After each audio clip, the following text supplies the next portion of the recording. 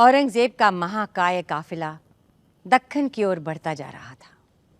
अपने रास्ते में आने वाली बची खुची आज़ाद और बागी रियासतों को वो मुग़ल सल्तनत का ग़ुलाम बनाता जा रहा था, लेकिन बुंदेलखंड में उसकी एक भी चाल कामयाब नहीं हो पा रही थी। छत्रसाल और उसके मुट्ठी भर साथियों ने बेहद सधी हुई रणनीति और अद्वितीय युद्ध कौशल का परिचय देते हुए एक एक करके उसके 50 से अधिक सिपाह सालारों को धूल चटा दी थी। औरंगजेब अंदर ही अंदर ये जानता था कि वो छत्रसाल की छापामार युद्ध कला से जीत नहीं सकता, और जल्दी तो बिल्कुल भी नहीं। वो छत्रसाल से उलझ के अपना वक्त बर्बाद नहीं करना चाहता था। इसलिए उसने अपने सबसे खास और बेहद क्रूर सेनापति शेर अफगान खान को बहुत ही घातक जंगी तोपों के साथ छत्रसाल को तबाह करने के लिए भेजा। तलवारों, भालों और तीरों से युद्ध करने वाले बुंदेलों के लिए इन तोपों का सामना करना लगभग असंभव था, और इसी खबर ने छत्रसाल के खेमे में खलबली मचा दी थी। आज पहली बार उनके सारे साथियों की आवाज में वो खनक नहीं थी, अंदाज में वो त्वरा नहीं थी। वहाँ औरंगजेब रुकने का नाम नहीं ले रहा है और यहाँ हमारा धन समाप्त हो रहा है। इतने कम संसाधनों में हम युद्ध कैसे लड़ेंगे छत्ता? आप विचलित ना होइए भैया जो, मां विंध्यवासिनी सब ठीक करेंगी। एक के बाद एक, एक के बाद एक, एक के बाद एक चुनौतियां बढ़ती जा रही हैं, और इस बार शेर अफगान को भेजा उस औरंगजेब ने। तो वो आएगा तो सही, लेकिन जाएगा मुंह की खाके। हमने कभी किसी चुनौती को अंतिम माना है क्या? किंतु दाऊजू, शेर अफगान की सेना को टक्कर दे सके इतनी सेना नहीं है हमारे पास। पिछले कुछ सालों में हमने जिन इलाकों को जीता है, उसकी सीमाओं की सुरक्षा के लिए आधे से अधिक सेना बल को वहां तैनात करना पड़ा है। एक तरफ ये युद्ध, दूसरी तरफ सीमा की सुरक्षा। इस समय दोहरा भार है हम पर। और निरंतर हो रहे युद्ध में हमने अपने अनेक सैनिक और 2 वीर सेना नायक भी खो दिए हैं। हमने केवल 25 पैदल और 5 घुड़सवारों के साथ स्वतंत्रता की लड़ाई आरंभ की थी। बुंदेलखंड की स्वतंत्रता का सपना देखा था, और सपने केवल लगन से साकार होते हैं। वो समय और था छत्ता। लगातार चोट पर चोट खाने के बाद औरंगजेब हमारे खून का प्यासा हो गया है। अब उसने सारी की सारी शक्ति हमें हराने के लिए झोंक दी है। बिल्कुल सही कहा भैया जी। अब अगर हमें मुगलों से लोहा लेना है तो हमें अपनी सैन्य शक्ति बढ़ानी पड़ेगी, और इसके लिए धन की आवश्यकता है। अगर हमारे पास धन नहीं होगा तो हमारी सेना में और लोग भर्ती नहीं होंगे। पिता चंपत राय कहा करते थे, अगर सामने संख्या बल अधिक हो तो मुकाबला बुद्धि बल से करना होता है। हम भी अपने पिताजी के बताए मार्ग पर ही चल रहे हैं। आर्थिक स्थिरता और संख्या से ज्यादा महत्वपूर्ण है लोगों के मन में क्रांति का भाव जगाना। बिना बुंदेली भाइयों के मन में स्वतंत्रता का अलग जगाए हम औरंगजेब को नहीं हरा सकते। हमें उनके मन में स्वतंत्रता के सुनहरे सपनों के बीज बोने पड़ेंगे। इतिहास गवाह है कि एक संकल्प की शुरुआत एक सपने से होती है। इसलिए सबसे पहले हम मुगलों के खिलाफ पूरे बुंदेलखंड को एक करेंगे।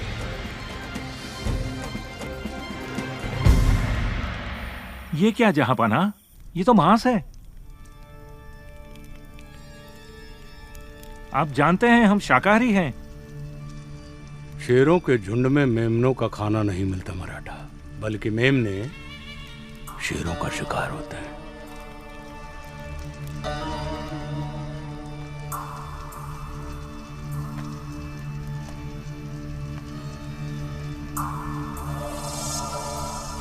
अगर तुम हमारा शिकार नहीं बनना चाहते हो तो तुम्हें यह साबित करना होगा कि ये जो पेशकश तुम लेकर आए हो इसमें शिवाजी की कोई चाल नहीं है।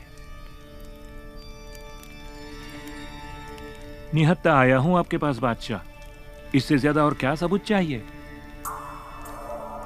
वाह,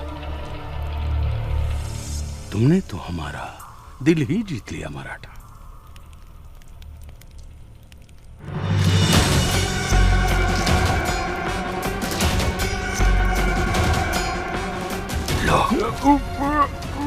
अब तुम भी शेर हो गए।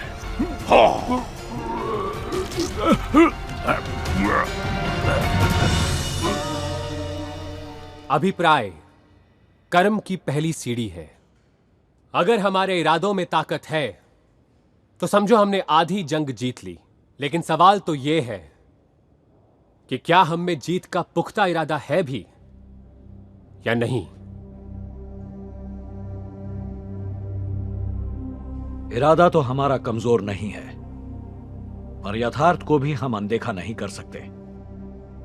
सच तो यही है कि मुगल हमसे अधिक बलशाली है और संख्या में भी 2 गुना ज्यादा है। हम आपके साथ हैं छत्रसाल, लेकिन हमारे पिताजी कहा करते थे कि जिस वाक्य का अंत लेकिन जैसे शब्दों से हो उस वाक्य का कोई मतलब नहीं होता। सवाल यह नहीं कि आप हमारे साथ हैं या नहीं, सवाल यह है कि आप अपनी मिट्टी, अपनी मातृभूमि के साथ हैं या नहीं। क्योंकि जो मातृभूमि के साथ है वही हमारे साथ हो सकता है। क्या आपके दिमाग में कोई ठोस रणनीति है? सरल है राजन, एकता, केवल एकता। औरंगजेब की अधीनता, उसकी गुलामी को कब तक सहेंगे? विकट अंधेरा छाए तो छाए, चाहे शत्रु गाज गिराए, सीने में लेकर अंगारे हंसते हंसते जलना होगा। बन मशाल खुद ही साथी, कदम मिलाकर चलना होगा।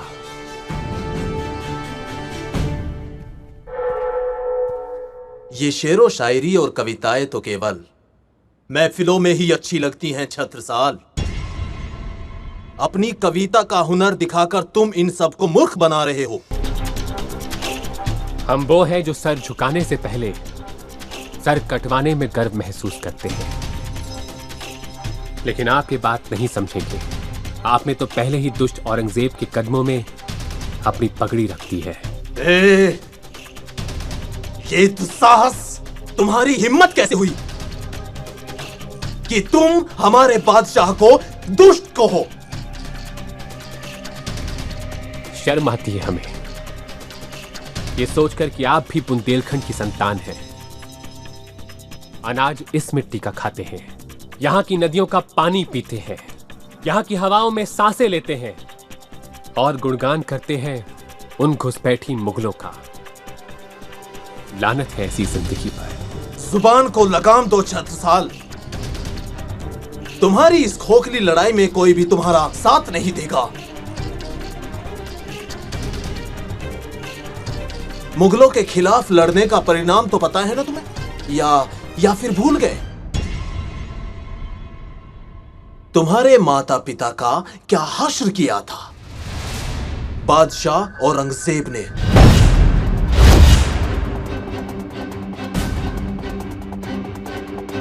भूले तो हम कुछ भी नहीं है और ना ही तुम्हारे बादशाह को भूलने दिया है। और जहां तक बात रही हमारे माता पिता की, वो मरे नहीं थे। उन्होंने अपनी मातृभूमि के लिए बलिदान दिया था ताकि तुम जैसे लोग एक आजाद देश के नागरिक कहला सके। बड़ी बड़ी बातों से जंग नहीं जीती जाती छत्रसाल। अगर जंग जीती जाती तो आज इस पूरी दुनिया पर तुम्हारा राज होता। मगर अफसोस कि तुम्हारी बातों की तरह तुम भी खोखले हो। सावधान केशवराय, अगर छत्रसाल दाऊजू के विरुद्ध एक भी अपशब्द कहा तो उसके बाद जो होगा उसके जिम्मेदार तुम स्वयं होगे। उफ, तुम और तुम्हारी ये कागज की सेना बंद करो। बंद करो अपने माता पिता के बलिदान पर लोगों को बहकाना।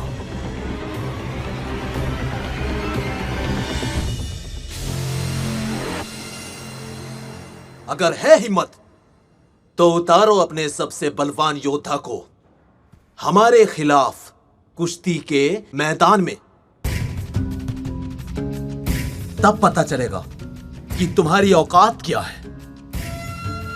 उसके लिए बलदीवान भैयाजू को तकलीफ देने की क्या जरूरत है? आपके लिए तो हम ही काफी हैं। लेकिन हम आपसे यहां नहीं लड़ेंगे। आपके इलाके में आपके लोगों के सामने आपको हराएंगे, क्योंकि आपके पतन का इंतजार हमसे ज्यादा तो आपकी प्रजा को है।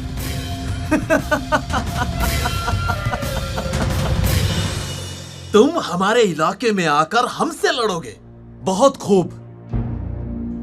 अरे मूर्ख, एक बार तुम अखाड़े में कदम तो रखो बस। हम तुम्हारी हड्डियों का चूरा बनाकर अपने बदन पर मल लेंगे। हड्डियां किसकी टूटेंगी ये तो समय ही बताएगा। संदेशा भिजवा देना, हम पहुंच जाएंगे।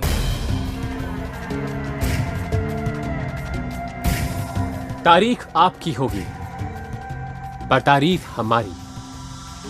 समय आपका होगा पर जीत का पल हमारा। जगह आपकी होगी लेकिन जीत के बाद वहां की मिट्टी हमारी। तैयारी कर लीजिए केशव राय डांगी, कहीं ऐसा ना हो कि पहले ही दाव में चारों खाने चित हो जाओ। जिन राजाओं के सामने तुम तेवर दिखाकर उन्हें भड़काने की कोशिश कर रहे हो ना, उन्हीं राजाओं के सामने मैं तुम्हें और तुम्हारे इस आत्मसम्मान को तोड़ूंगा, ताकि उन्हें भी यकीन हो जाए कि जंग केवल बातों से नहीं जीती जाती।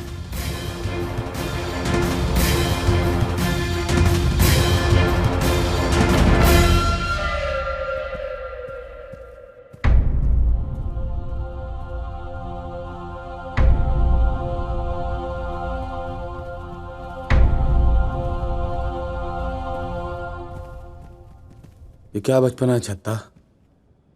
ऐसी शर्त क्यों लगाई तुमने? छत्ता, तुमने कुश्ती की चुनौती हमें क्यों नहीं स्वीकार करनी थी? अगर वो पूरे भारतवर्ष में कुश्ती का सिरमौर है तो हम भी उसे बता देते कि हमारी भुजाओं में कितना दम है। हाँ दाऊजू, आप अपनी जुबान वापस क्यों नहीं ले लेते? कमान से निकला तीर और जुबान से निकले शब्द वापस नहीं लिए जा सकते। लेकिन ये दाव तुम्हारे लिए आत्मघाती हो सकता है छत्ता। ऐसा करने से पहले तुम्हें सोचना चाहिए था।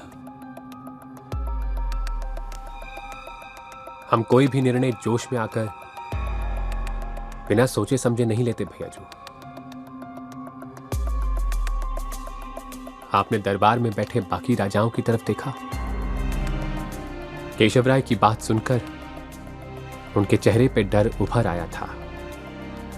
अगर हमें उनका विश्वास जीतना है, उनको अपनी तरफ करना है, तो हमें केशव राय को खुद हराना पड़ेगा। और अगर तुम हार गए तो? इस दो का जवाब तो शास्त्रों में भी नहीं है भैयाजू। हम तो बस इतना जानते हैं कि युद्ध में ताकत से बढ़कर इरादा होता है, और हमारा तो इरादा भी नेक है और मकसद भी।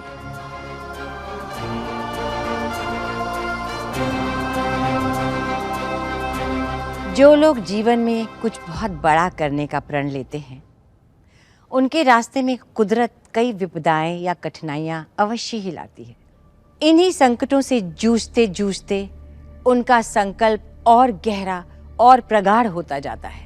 छत्रसाल के पूर्ण स्वराज के संकल्प में भी रोज नए नए रोड़े आ जाते थे, लेकिन इस बार एक नए तरीके की चुनौती उनके सामने थी। उन्हें भारतवर्ष के उस समय के सबसे प्रशिक्षित और काबिल कुश्तीबाज से कुश्ती करनी थी। छत्रसाल ने थोड़ा बहुत कुश्ती लड़ना अपने भाई बलदीवान से सीखा तो था, मगर इतने बड़े पहलवान से कुश्ती लड़कर जीत जाना असंभव था। लेकिन कमान से निकला तीर और मुंह से निकले शब्द वापस नहीं होते, और क्षत्रियों की जबान का संयोजन तो उनकी नाड़ी के स्पंदन से होता है। जबान खत्म, जान खत्म। द्वंद्व युद्ध तो अब छत्रसाल की नियति थी। बलदीवान और अंगद राय बेहद चिंतित थे। बलदीवान तो कुश्ती के महारथी थे। उन्होंने छत्रसाल को सिखाना आरंभ कर दिया। सबकी धड़कनें अब उस दिन का इंतजार कर रही थीं जब छत्रसाल और मनसा के जागीरदार केशव राय डांगी के बीच द्वंद्व युद्ध प्रारंभ होगा।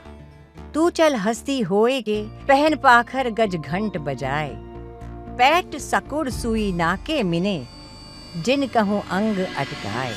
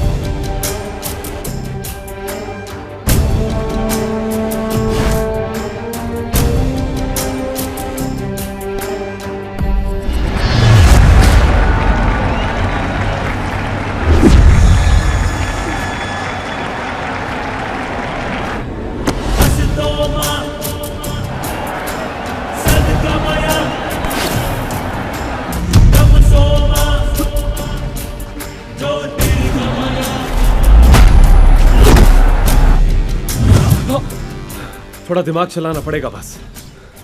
आओ छत्ता, एक बार फिर से।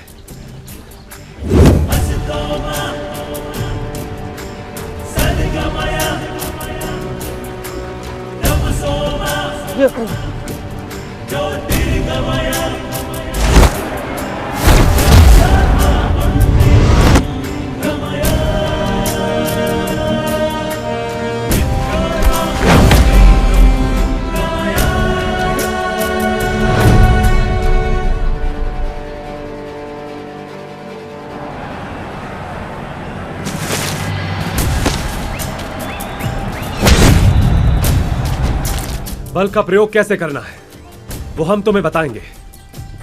चंद मिनटों में तुम हरा दोगे केशव रायदांगी को। केशव राय को पराजित करने के लिए लोहे की हड्डियां नहीं, लोहे का कलेजा चाहिए।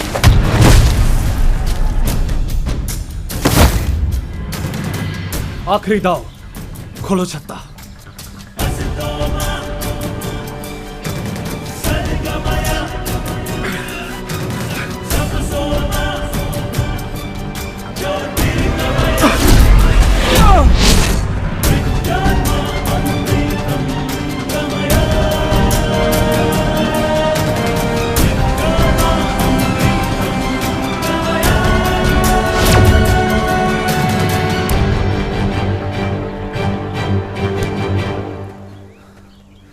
अब तैयार हो गए हो तुम छत्ता।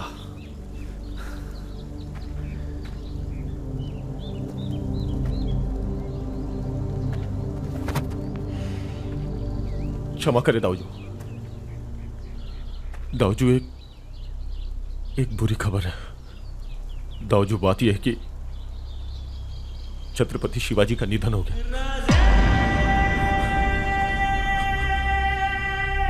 आप स्वाधीनता का सूरज बनकर स्वयं आकाश को प्रकाशित कीजिए। आप हमारी सेना में नहीं, स्वयं आगे बढ़िए, क्योंकि देश को कई शिवाजी और कई छत्रसाल की आवश्यकता है। तभी मिलेगा स्वराज। न हम आपसे अलग हैं, न आप हमसे।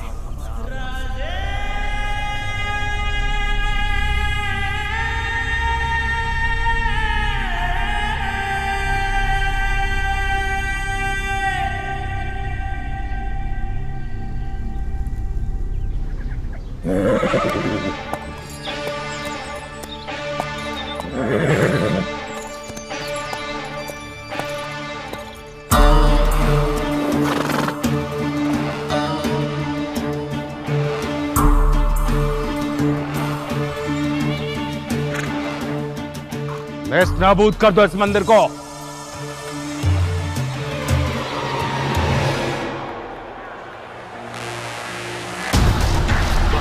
छत्रसाल की जय, महाराज छत्रसाल की जय, महाराज छत्रसाल की जय।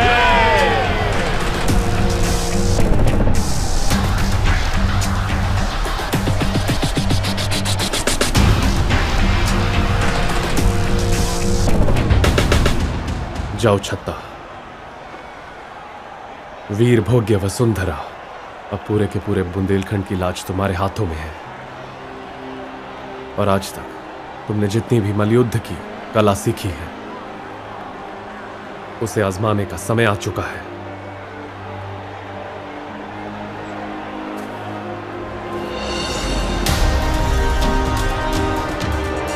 विजयी भव।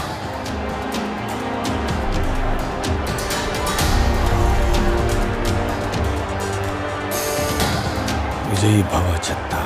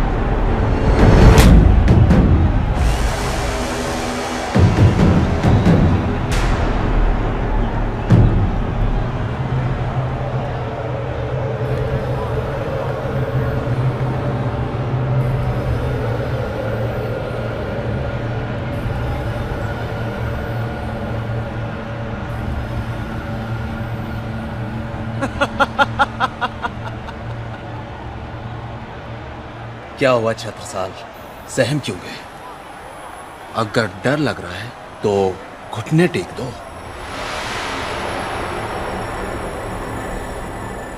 हम सोच रहे थे आपको एक और मौका दें पुनर्विचार करने का, लेकिन अब हमने अपना विचार बदल दिया है। शुरू करें। जय मां विंध्यवासिनी।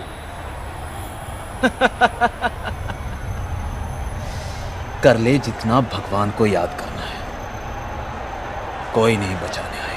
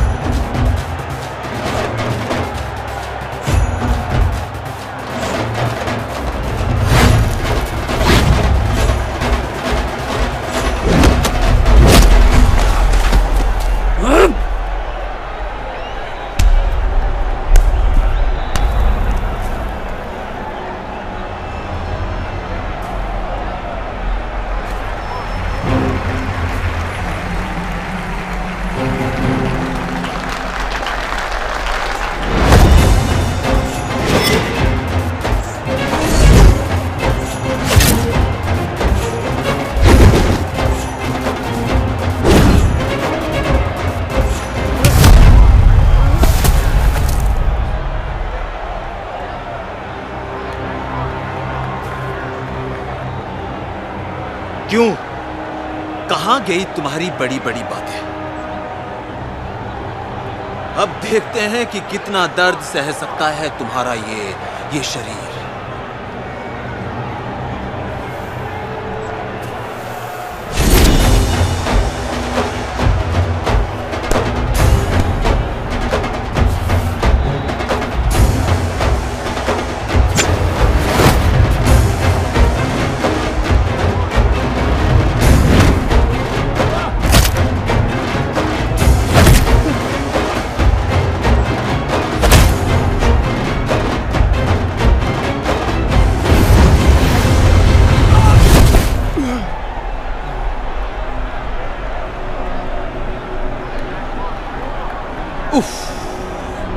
बहुत बड़ी बड़ी बातें कर रहा था, बहुत जल्दी हवा निकल गई बुंदेलखंड के गौरव की।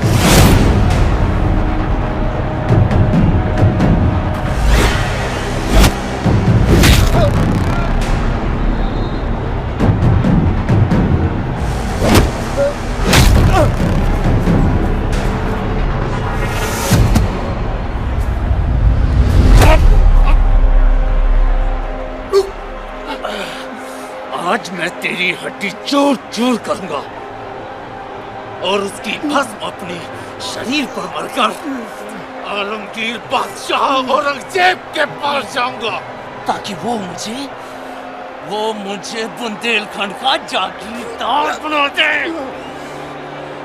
छत्ता उठो। उठ छत्ता उठ। तुम हार नहीं मान सकते छत्ता।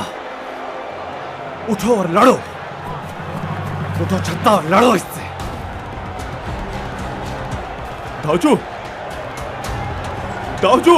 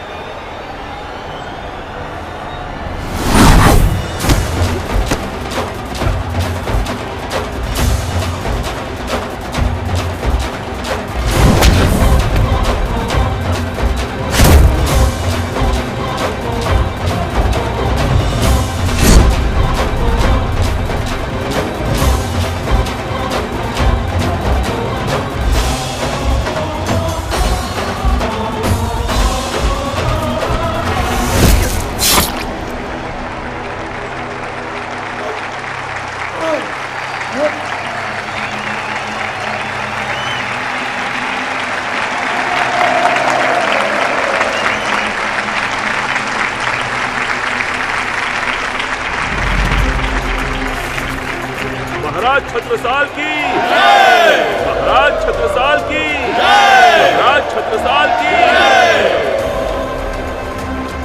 वाह छत्ता वाह, आज तुमने असंभव को संभव करके दिखा दिया।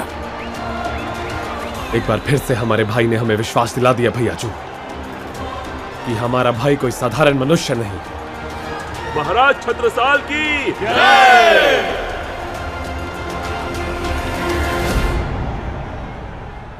अपनी रणनीतिक सूझबूझ और युद्ध कौशल का लोहा तो छत्रसाल पहले ही मनवा चुके थे।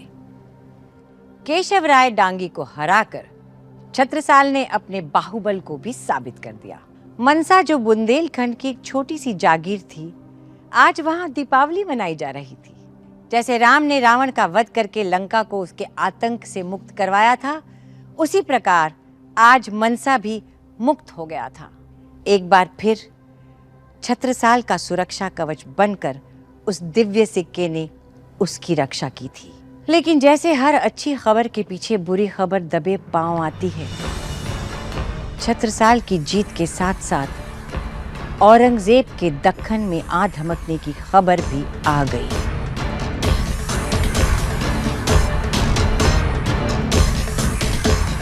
औरंगजेब ने दक्कन के उस प्रसिद्ध मंदिर में अपने पांव जमा लिए थे। सोने से भरपूर उस मंदिर का अकूत खजाना देखकर उसकी आंखें चमक उठी थी।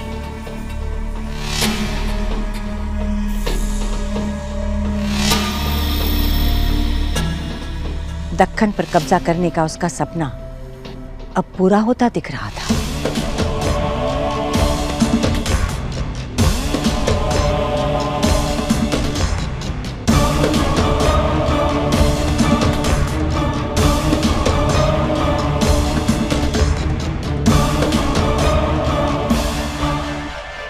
वाह, शाबाश।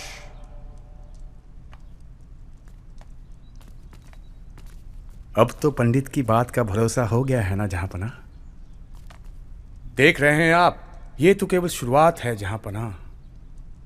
अभी ना जाने कितने और मंदिर हैं जिनके गर्भ में ऐसे कई बहुमूल्य खजाने छुपे होंगे।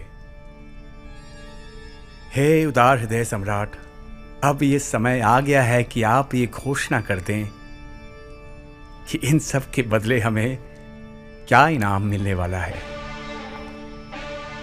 हम जानते हैं आप हमें निराश नहीं करेंगे। इंसान को अपने कद का ख्याल रखना चाहिए पंडित। क्षमा चाहते हैं जहांपना, पर यह तो स्वाभाविक है ना।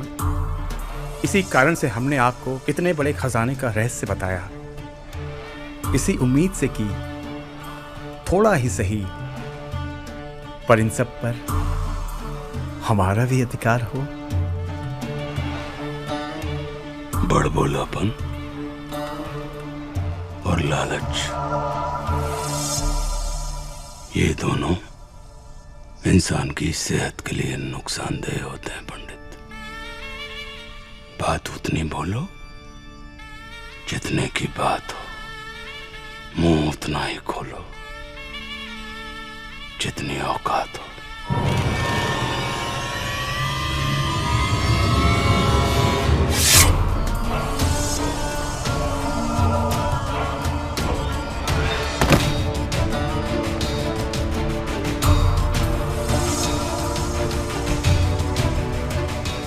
सिक्के और जेवरात लाद लो और इन मजहबी किताबों को जलाकर राख कर दो। जो हुक्म जहांपना। चलो। हम यहां से सीधा बुंदेलखंड जाएंगे। जिस तरह शिवाजी को हमने रास्ते से हटाया है, अब वक्त आ गया है छत्रसाल को दुनिया से रुखसत करने का।